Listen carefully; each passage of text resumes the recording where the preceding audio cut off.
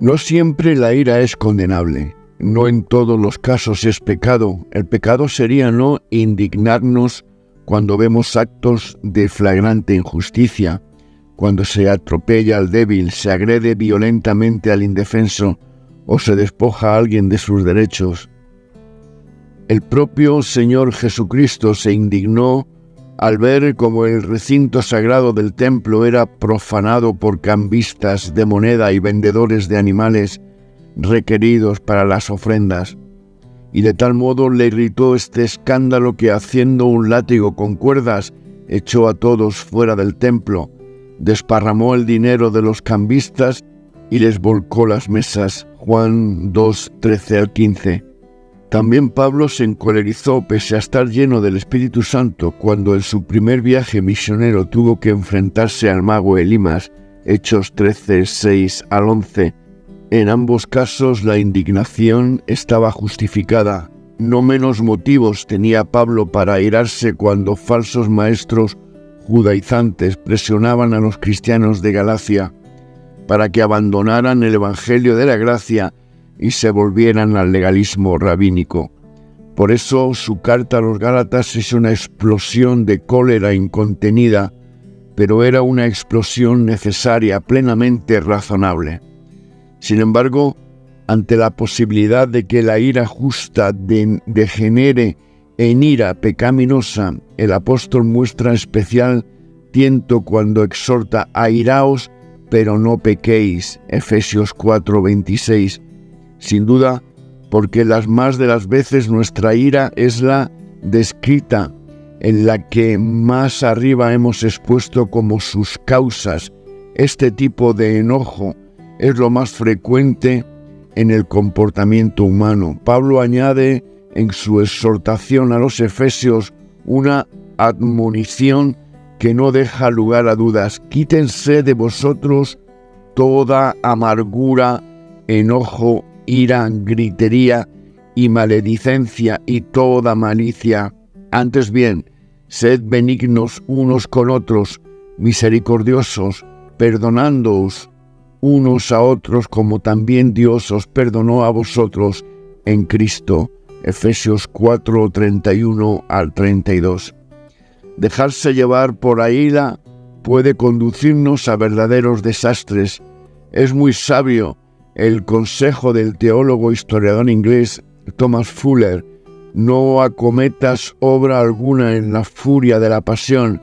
Equivale a hacerse a la mar en plena borrasca. ¿Qué decir de la cólera divina? Son casi incontables los textos de la Biblia en los que se menciona la ira de Dios, y sin embargo para muchos lectores esos textos son motivo de tropiezo. ¿Cómo podemos explicarnos que un Dios que se revela de mil maneras como un Dios de amor, infinitamente misericordioso, sea asimismo un Dios iracundo, semejante a las divinidades del paganismo? La respuesta se encuentra en la perfección necesaria del Ser Supremo. ¿Qué clase de Dios sería el que se mantuviera impasible ante las injusticias y la impiedad de los hombres? Lo cabal de su carácter le obliga a reaccionar con intervenciones correctivas cuando los seres humanos se entregan a la práctica del mal. Esa reacción determinó sus actos retributivos, entre otros el diluvio, la destrucción de Sodoma y Gomorra, las plagas de Egipto, la ruina de Jerusalén y el cautiverio subsiguiente de los judíos en Babilonia.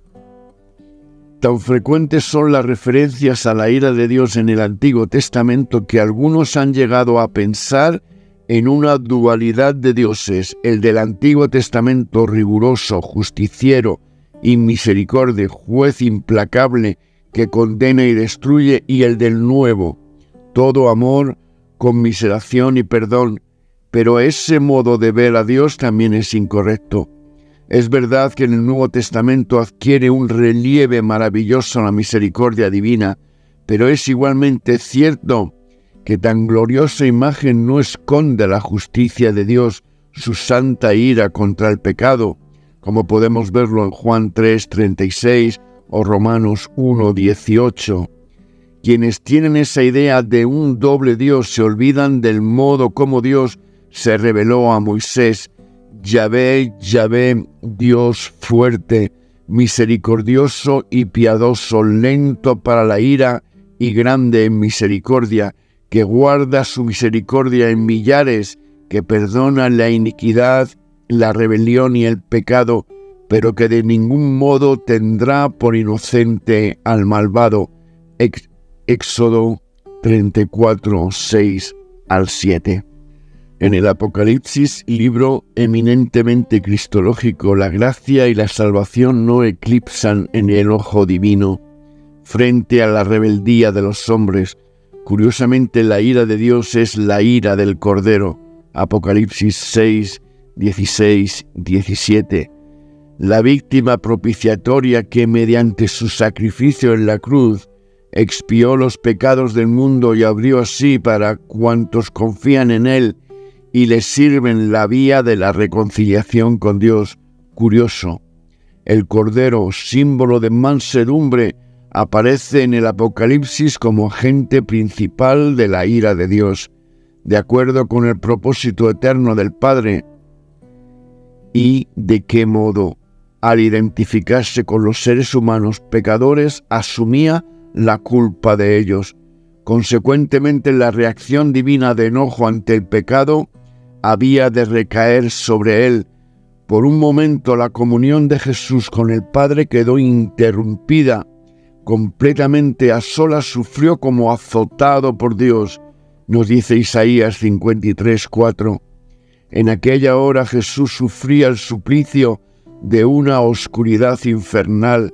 De ahí su clamor angustioso: Dios mío, ¿por qué me has abandonado?